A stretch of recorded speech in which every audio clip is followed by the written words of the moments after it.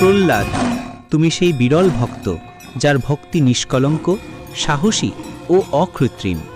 তোমার হৃদয়ে আমি সব সময় ছিলাম, তাই কোনো অস্ত্র, কোনো আগুন, কোনো সিংহ তোমাকে স্পর্শ করতে পারেনি। তোমার পিতা হিরণ্যকশিপু তোমাকে আমার পথ থেকে সরাতে চেয়েছিল, কিন্তু তুমি এক মুহূর্তের জন্য তোমার বিশ্বাস ত্যাগ করনি।